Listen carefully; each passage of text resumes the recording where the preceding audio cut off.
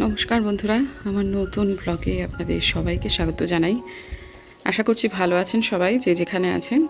আমরাও ভালো আছি। এই মাত্র আমার মেয়ে বেরোলো তার বাবার সাথে স্ট্যান্ডে। আমি আজকে যেতেই পারতাম, কিন্তু যেহেতু তার বাবা আছে সেহেতু তার বাবা নিয়ে যেতে চাইলেন। আর আমি একটু বাদে, এই ধরুন মিনিট 10-15 বাদে নিচে গিয়ে ওদেরকে জলখাবারটা বানিয়ে দেবো, নিচেই বানিয়ে দেবো। সকালবেলায় জিম করে নিলে আমার জন্য খুবই সুবিধাজনক হয়, এটা ঠিকই, কিন্তু যাই হোক ওদের খেতে একটু অসুবিধা হয়। মানে নিজে বেড়ে নিয়ে খাওয়াটার ব্যাপারে একটু সমস্যাই হয় এই বয়সের মানুষ যেহেতু। সেটাও যেমন একটা কারণ। আমার ট্রেনার বলেছেন যে দেখুন, সপ্তাহে 7 দিন কিন্তু টানা এক্সারসাইজ করাটা ঠিক নয়। রবিবার দিনে আপনি কিন্তু হয় সাঁতার কাটবেন, না হলে হাঁটবেন, এর বেশি কোনো রকম ব্যায়াম কিন্তু করবেন না। সেটা অনেক দিন আগেই বলেছে। মাঝখানে রবিবারগুলোতে মানছিলাম, কালকে ব্যায়াম করতে গেছি নিজে নিজে। আমি জানি না কেন যে ব্যায়ামগুলো জিমেতে না গেলে আমি বাড়িতে করেই থাকি, আগের 75 হার্টের সময় থেকেই করছি। সেই একটা খুব সাধারণ ব্যায়াম করতে গিয়ে কী করে আমার কোমরে যে এত ব্যথা লেগেছে। আমার বাঁ দিকের কোমরের একটা দিকে ভীষণ ব্যথা, না ওদিকে আমি কাত হয়ে শুতে পারছি, না ওই দিকে কাত হয়ে উঠতে পারছি, না খুব স্বাভাবিকভাবে চলাফেরা করতে পারছি। ওই জায়গাটাতে আমার ব্যথা করছে। তা আমি বুঝতে পারছি না এই বেলাটা এরকম কিনা। আমার কালকে রাত থেকেই এটা হচ্ছে। আমি ব্যায়াম করেছি সকালবেলায়, ব্যথাটা আমি সকালেই পেয়েছি, কিন্তু সারাদিনের ঘোর দৌড়ে অতটা মালুম করিনি। কিন্তু সন্ধেবেলা থেকে ব্যথাটা বেশ বেড়েছে, এবং রাতে তো ভালোই কষ্ট হচ্ছিল। এখনও যেমন সকালবেলা যখন উঠতে গেলাম, মাঝখানে রাত্রেবেলা একবার উঠে বাথরুমে গেছি, তখন বুঝতে পারছি যে আমার বিছানায় শোয়া ওঠা বসা এইসব ব্যাপারে জিনিসটা আমাকে বেশ অসুবিধে করছে। এখন তো ঠিক করে আমি ভালো করে হাঁটতেও পারছি না, খোঁড়াতে হচ্ছে অল্প অল্প করে। তা বুম্বাদা বলেছেন ঠিক আছে তুমি বিশ্রাম করো, আর তেমন যদি হয় তাহলে ডাক্তারের কাছে যেতে হবে। তো দেখি বিশ্রামে সেরে যায় কিনা। যেহেতু অনেক সকাল এবং আমার হাতে এখনো মিনিট 15-20 সময় রয়েছে, সেহেতু আমি একটুখানি এডিটিংটা করে নিই। কারণ সারাদিনেই ঘোরদৌড়, আমার যেহেতু কালকে অনুষ্ঠান, গানগুলো নিয়ে বসার ব্যাপার আছে, এসবগুলো মিলিয়ে মিশিয়ে আমি আর এডিটিংয়ের চাপটাকে ও বেলার দিকে রাখতে চাইছি না, এবেলাই করে ফেলি। যাই হোক, ওই কোমরের ব্যথার কারণেই মূলত আমি কিন্তু টুকুরকে পৌঁছে দিতে গেলাম না। হাঁটতে হবে, তাছাড়া জিমে তো যাওয়াটাই আজকে অনিশ্চিত হয়ে গেল। দেখি যদি ব্যথা সাবসাইড করে যায় তাহলে ও বেলা যাবো, গিয়ে ট্রেনারকে বলবো, তিনি যদি অ্যালাউ করেন তাহলে হবে, আর তা নাহলে হবে না। এই তো। মাঝখানে আমি ভেবেছিলাম বোধহয় সবজি করার ব্যবসাটা উত্তম ছেড়েই দিল, কিন্তু পরবর্তীকালে জানতে পারলাম অনেক রকম ব্যাপার। যাই হোক, সে আবার ব্যবসায় ফিরে এসেছে, আমাদের বড় সুবিধে হয়েছে। ভ্রাম্যমান সবজিওয়ালা যারা যারা যায়, এই ছেলেটি সব থেকে রিজনেবল রেটে এবং ভালো সবজি আমাদেরকে দেয়, যার ফলে ওর কাছ থেকে নেওয়াটা প্রেফার করি। তো এখন এই যে গাছগুলোকে এখনো আলপনাদি রাখেনি বা পোতেনি, আসলে গাছ এনে পরের দিনই না টব দিতে নেই, একটুখানি কয়েকদিন রাখতে হয়, সেটাই হয়তো করবে। তো ইতিমধ্যে আমাকে গাছের একটা লেবু দান করলো আলপনাদি, এবং উত্তমের কাছ থেকে এক ব্যাগ ভর্তি করে সবজি নিয়ে নিলাম। তারপর আজকের দিনে জলখাবার একটু এই বাগান দেখতে দেখতে খেয়ে নিই। আজকের দিনে জলখাবারে আছে একদম একটুখানি তেলে, অ্যাকচুয়ালি ঘিয়ে করা ডালিয়া। তবে ডালিয়াটা অনেকেই একটু পাতলা করেন, কিন্তু যেহেতু আলপনাদি সবার জন্য একসাথে করেছে, তাই জন্য পাতলা করেনি। নিচে আমার শ্বশুরমশাই, আমার হাজব্যান্ড এটা পাতলা ডালিয়া একেবারে খেতে চায় না। আমাদের বাড়িতে ওই খিচুড়ি টিচুড়ি সব কিছুই একটু মানে আঁটো আঁটো হয়ে থাকে, খুব মানে একদম লিকুইড ফর্মে কোনো কিছুই কেউ খেতে পছন্দ করে না, সেটা নাকি ডাল খাওয়ার নামান্তর হয়ে যায়। তো যাই হোক, ডালিয়াটা আলপনাদি অসম্ভব সুন্দর করে, তেমন কিছুই পড়ে না কয়েকটা সবজি ছাড়া, কিন্তু বড় ভালো হয় খেতে। বেশ অনেকক্ষণ ব্লগ করে নিই। পাশের বাড়িতে মানে ফ্ল্যাটে দোতলায় যে পরিবারটি থাকে, তাদের আজকে কোনো কারণে পারিবারিকভাবে বেশ অসুবিধা চলছে, এত চিৎকার চেঁচামেচি যা ব্লগ করতে পারছিলাম না। তো যাই হোক, এখন মিনামাসি ঢুকে পড়েছে। মিনামাসি কি রান্না করছে দাঁড়ান, এই যে কি করছো বলে দাও তো। মুসা কাটি, আজকে আমি মোচা নিয়েছি, একটা খুব ভালো মোচা নিয়েছি। ভালো না না এ বাবা, দেখো, হ্যাঁ তাই তো, কলা হয়ে গেছে। ওই ওকে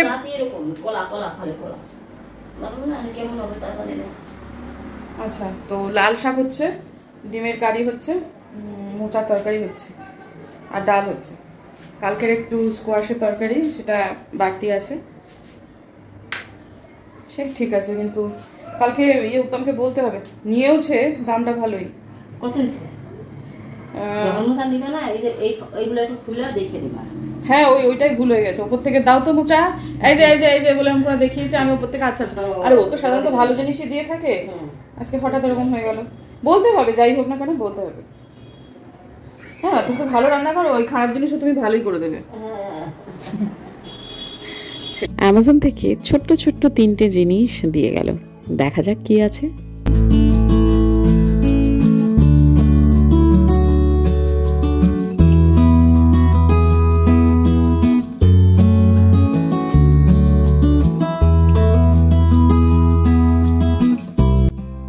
ফ্রিজ ম্যাগনেট।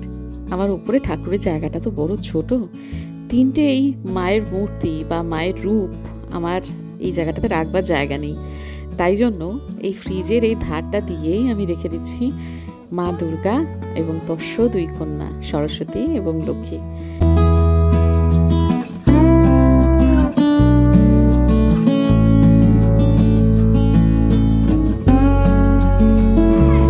কি কাণ্ড, আবার বৃষ্টি শুরু হলো। হ্যাঁ দাঁড়াও আসছি, মেয়েটা তো আমার ছাতা নিয়ে যায়নি।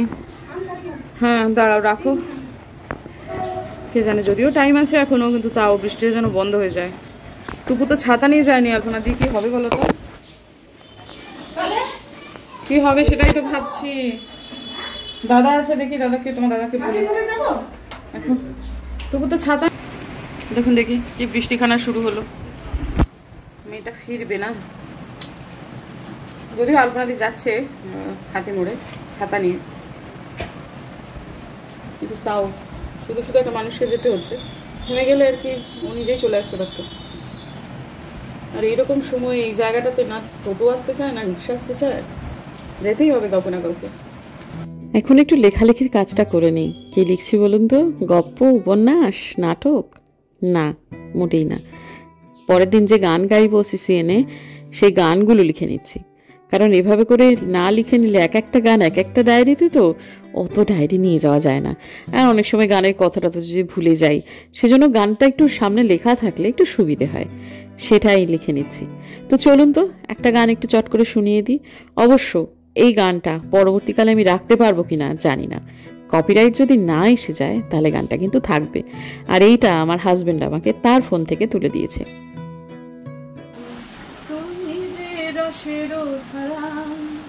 তোমার মাধুরী তোমার মুদিরা করে মোরে দিশাহারা, মুখটা যেমন শক্তির বুকে তেমনি আমাকে তুমি, আমার পরাণে প্রেমের বিন্দু তুমি, শুধু তুমি। फूलों के रंग से दिल की कलम से मुझको दिखी रोज पाती, कैसे बताऊं किस किस तरह से पल पल मुझे तू सताती, तेरे ही सपने लेकर के सोया, तेरी ही यादों में जागा, तेरे ख्यालों में उलझा रहा हूँ जैसे कि माला में धागा। बादल बिजली चंदन पानी ऐसा अपना प्यार, लेना होगा जन्म हमें कई कई बार। हाँ इतना मधुर इतना मधुर तेरा मेरा प्यार, लेना होगा जन्म हमें कई कई बार। টুকুর চলে এসেছে, নিয়ে এসেছে আলপনা দিয়ে গিয়ে ওকে, মানে ওকে রিক্সা ভাড়া দিয়ে দেওয়া হয়েছিল, রিক্সা নিয়ে টোটো নিয়ে গেছে, তারপর সেখানে দাঁড়াতে দাঁড়াতে টুকুর নেমে পড়েছে, আবার একটা টোটো নিয়ে ফেরত চলে এসেছে। তো আজকে না আমার বারান্দা বাগানে, ওই যে আলপনা দিদি ওই যে কিছুক্ষণ যদি এই বৃষ্টি চলে তাহলেই আমাদের ড্রেন উঠতে যাবে, ভালো বৃষ্টি করছে, মেয়ে ঢুকলো আরও ঝেপে বৃষ্টি নামলো। যাই হোক, যেটা বলছিলাম যে আমার বারান্দা বাগানে না আজকে আমার মেয়ের মতো একটা সুন্দর জিনিস হয়েছে, সেটা হচ্ছে এই যে দুটো সুন্দর সুন্দর জবা হয়েছে, খুব সুন্দর লাগছে দেখতে।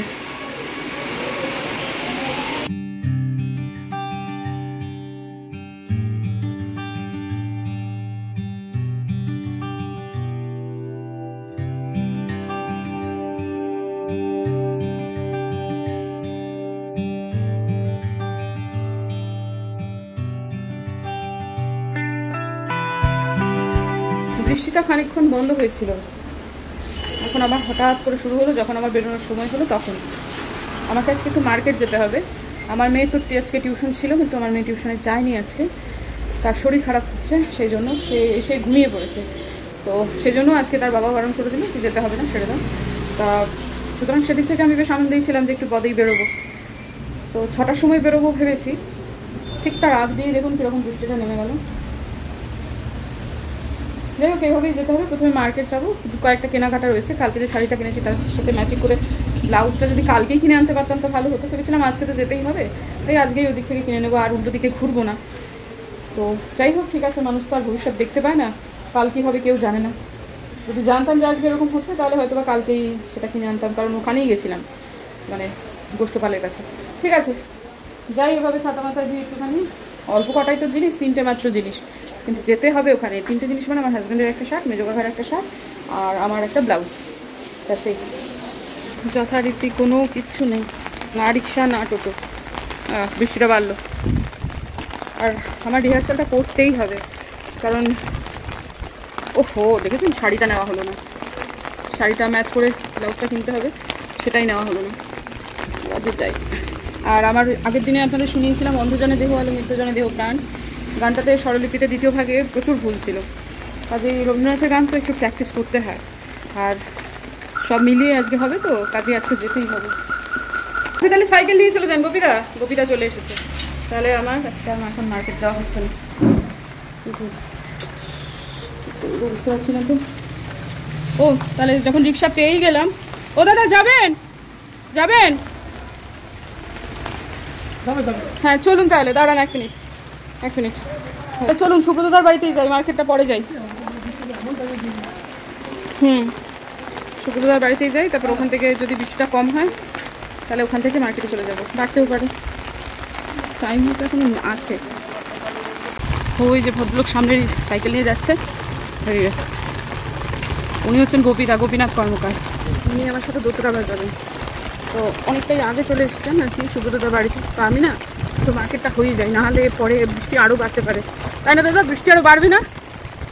মনে হচ্ছে বৃষ্টি বাড়বে, পরে আমার আর বেরোনো চাপ হয়ে যাবে। চট করে 3টে জিনিস তো একদম গিয়ে কিনে আনি, তবে মার্কেট থেকে কিনবো না, ওই ওখান থেকে মহাবিস্তানের ওখান থেকে কিনে নিই, খুব ভালো ভালো দোকান আছে ওখান থেকে কিনে নিই, আমার চট করে হয়েও যাবে। প্রচণ্ড কনফিউজড ছিলাম আমি, সময়ের অনেক আগে বেরিয়েছি যখন আমার রিহার্সাল শুরু হওয়ার কথা, কিন্তু গোপীদাকে দেখে কেন যেন একটুখানি মানে ঘেঁটে গেলাম। যদিও আমি কিন্তু গোপীদাকে প্রচণ্ড শ্রদ্ধা করি, তার সময়ানুবর্তিতা এবং তার শিল্পী মনের জন্য। মানুষটা কিন্তু খুব ভালো মানুষ, মানে কিছু কিছু থাকে না মিউজিশিয়ান, ইনি কিন্তু তেমন মোটেই নন, সিধে সাদা মানুষ, হ্যাঁ, এবং প্রচণ্ড পাংচুয়াল। পরে আমি ভেবে দেখলাম যে শুধু গোপীদাকে দিয়ে তো আমার হবে না, আমার গিটারিস্ট ভদ্রলোক তিনিও একটা নির্দিষ্ট সময় পর আসবেন, মানে সুব্রতদার বাড়িতে যাবে, সুব্রতদাও এই সময়টা নাও থাকতে পারেন, সুতরাং শুধু আমার গোপীদাকে দিয়ে হবে না। তা থেকে গোপীদা সুব্রতদার বাড়িতে গিয়ে নিজের মতো করে একটু দোতরা প্র্যাকটিস করুক, আমি বরং চট করে একটু কিনেই আনি, কারণ যত রাত বাড়বে আমার ধারণা বৃষ্টিটাও বাড়বে। আর আমি হঠাৎ করে সিদ্ধান্তটাও বদল করলাম, ভেবেছিলাম আমি হকার্স কর্নারের দিকটায় যাব, কিন্তু না, মেজো কাকাকে একটা জিনিস দেওয়া হবে, তো কবে আবার দিতে পারবো না পারবো, বিধান মার্কেটেই যাই, একটা ভালো জিনিসই, যদিও হকার্স কর্নারেও খুব ভালো জিনিস পাওয়া যায়, কিন্তু না, আমি হংসরাজ থেকেই কিনতে চেয়েছিলাম, সেটা থেকেই আমি কিনবো। আর ব্লাউজটা আমাকে কিনতেই হতো, কারণ আমি শাড়িটা যেটা কিনেছি তার সাথে আমার ম্যাচিং ব্লাউজ নেই, এত দ্রুত ফলস পিকেও করা সম্ভব না, কাজে ব্লাউজ বানানো কোথা থেকে হবে। তো আমি বলেছিলাম 75 হাট শেষ না হলে পর্যন্ত নিজের জন্য কোনো পোশাক কিনবো না, তার মধ্যে শাড়িটা বাদ ছিল, অবশ্যই শাড়ির সাথে ব্লাউজ ওতপ্রোতভাবে জড়িতে, কাজে ওটাকে আমি বাদ দিতেই পারি। তো যাই হোক, হংসরাজে চলে এলাম, সেখান থেকে প্রথমে কিনলাম হচ্ছে আমার হাজব্যান্ডের জন্য একটা। তো ইতিমধ্যে একটা জিনিস হয়েছে, আমি যখন ওই মার্কেটের দিকে ঢুকছি আমার শ্বশুরমশাই ফোন করে বললেন যে মা তুমি বাণীর জন্য কেন একটা ভালো দেখে শার্টটা আমি দেব, অর্থাৎ আমার শ্বশুরমশাই তিনি দেবেন। আজকে দুপুরবেলাতে এরকম একটা কিছু আভাস কিন্তু আমি পাচ্ছিলাম, মেজো কাকা বলছিলেন যে কি দরকার মা আমাকে এসব দিয়ে, এই এক তুমি দেবে, এই এক দাদা দেবে, তখন আমার মনে হলো হয়তো আমার শ্বশুরমশাই কিছু দিতে পারেন, কিন্তু তার ইচ্ছা হয়েছে শার্ট দেওয়ার, সুতরাং আমি একটা টি শার্ট নিয়েই বাড়ি যাচ্ছি। তবে যেটা কিনেছি সেটা মেজো কাপড়ে খুব আরাম পাবেন। আর এটাও ঘটনা যে উনি শার্টের থেকে টি শার্টটাই কিন্তু বেশি পরেন এবং এইটাই ওনার অনেক বেশি ব্যবহার হবে।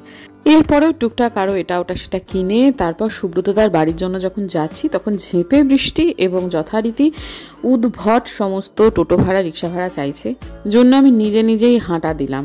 নির্দিষ্ট সময়েতেই পৌঁছে গেছি ওনার বাড়িতে, কিন্তু এতটা হাঁটায় আমার কোমরের ব্যথাটা আবার চাগার দিয়েছে। যদিও যখন যাচ্ছিলাম বিধান মার্কেটে তখনও কিন্তু একটা জায়গায় জল পুরো ভর্তি ছিল জন্য রিক্সাওয়ালা দাদা বুঝতে পারেননি, এক জায়গায় গাড্ডায় চাকা পড়ে গেছিলো। বেকায়দায় আমার কোমরে খুবই ব্যথা লাগছিল তখন, কিন্তু তারপর মনে হলো বোধহয় হাঁটলে কমে যাবে, কিন্তু বিধি বাম হাঁটায় আরও বেড়ে গেল। তো যাই হোক, সুব্রতদার বাড়িতে পৌঁছে গিয়ে ভালো লাগছে। চারদিকের পরিবেশ এখন শুধু গান আর গান।